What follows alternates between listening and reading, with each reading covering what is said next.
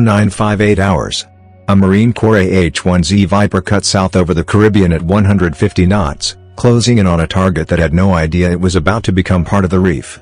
The attack helicopter, loaded with weapons and attitude, had launched from the USS Ouija just 15 minutes earlier. In exactly 12 more minutes, that boat would learn a hard truth: trying to outrun the U.S. military is like trying to outrun your own shadow. It's not happening. The pilot kept his eyes locked on the video feed glowing across his top owl visor. Range, 18 nautical miles. Closing speed, 195 knots. Weapon release, 7 minutes.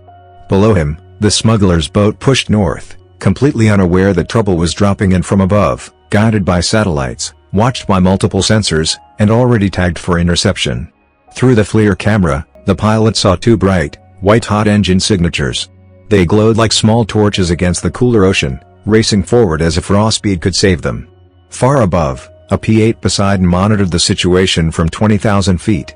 The P-8 was basically a Boeing 737 rebuilt for war, passenger seats traded out for almost $500 million worth of sensors. Its A/AP-Y10 radar had flagged the smuggling profile immediately: twin hulls, 45-knot speed, riding the Caribbean Express, the I-95 of illegal trafficking.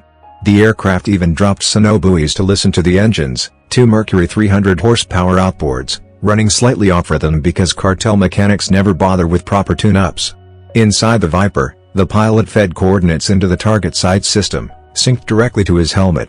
Think of it as the helicopter version of Iron Man's HUD, a $200,000, 4.5-pound piece of tech that paints targeting data across his visor so he can mark a target simply by looking at it.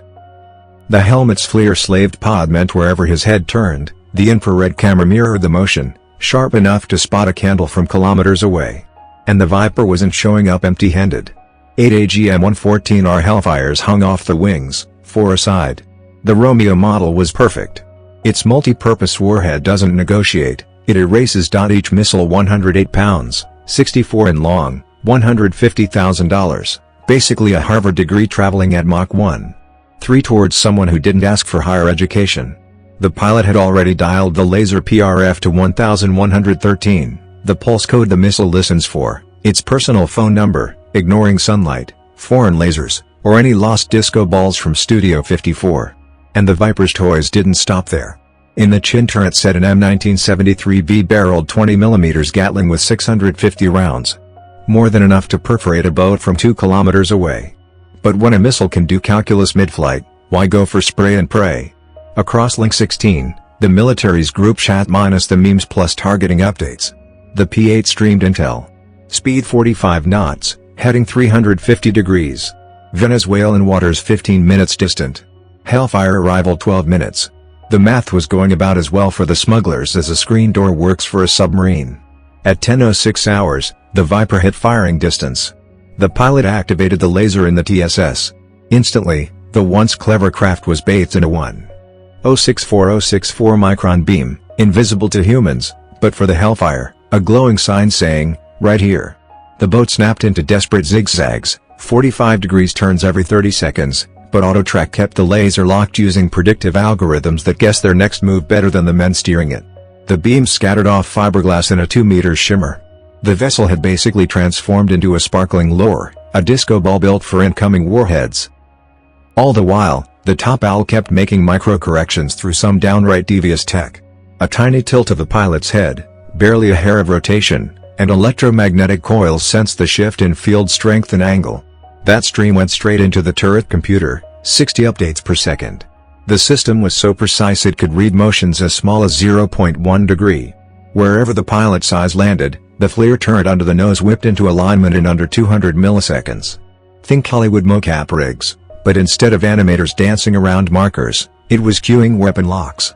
The pilot could literally look, tap, and terminate, tag one threat, glance at the next, and the architecture handled the workload. The computer filtered out vibration, airframe tremble, even the pilot's own breathing to keep the laser nailed perfectly in place. Then came setup. The pilot selected global, lock on before launch. There was always low, lock on after launch, where you toss the shot blind and let it sniff the laser mid-flight. That's for adrenaline hobbyists against a skiff break dancing on open water. Global was the grown-up choice. The missile would have guidance input before it ever tasted daylight. Attack mode, Top or straight in. Top attack sends it climbing and then stabbing downward, ideal for armored roofs. Direct attack is a line drive punch. For fiberglass hull with the durability of a beach toy, direct was the move. The pilot wanted a waterline kiss. Maximum flooding, minimum survival. Fuse instantaneous. It could delay for bunkers, but fiberglass is about as protective as a swimsuit at a paintball range. Instant contact meant the 20 pounds warhead would introduce itself immediately. Inside the chosen Hellfire, the violence was waking. The Seeker chilled to -200 degrees Celsius using compressed argon, stripping thermal noise so it could spot the faintest laser flash through its germanium eye. It was already locked onto that 1113 PRF code, ignoring glare, reflections, and sea glitter. With a 30 degrees FOV, it saw the laser spot shimmering on target like an irritated courier waiting for the signal. Internal checks fired rapid fire. Ring laser gyros buzzing at 40,000 RPM. Control laws loaded. 147 checks confirmed. Clean sweep. Range 5 kilometers. Ideal. Close enough for full lethality. Laser steady. Aircraft firm at 2,000 feet, then the call that changes everything. Viper 21 weapons free. Translation, permission to unleash. At 10:09 hours, the pilot pressed the trigger. The Hellfire snapped off the rail, rocket motor dumping 500 pounds of thrust, launching the 108 pounds missile from 0 to Mach 1. 3 in 2.5 seconds. 20 grams of unapologetic acceleration. The onboard autopilot took over instantly. Laser bearing 186, depression 12 degrees, altitude 2,000 feet, Mach 1. Target 5,100 meters. Climb for energy, dive for kill. Every 20 milliseconds, it recalculated using proportional navigation. The same physics a quarterback uses to lead a receiver, except the receiver was fiberglass and out of luck. As it pushed through transonic airflow, the body rattled with buffeting. Actuators corrected in micro moments, trimming canards for balance. The motor chewed 12 pounds of propellant each second at 5,000 degrees Fahrenheit. The skin heating to 900 degrees Fahrenheit from shear speed. It arced to 2,500 feet, trading velocity for altitude like a coaster edging over a crest. The canards made microscopic tweaks. 1 degree here, half a degree there. Each adjustment steering the Hellfire straight toward its fate. Then the missile tipped forward into a 35-degree plunge.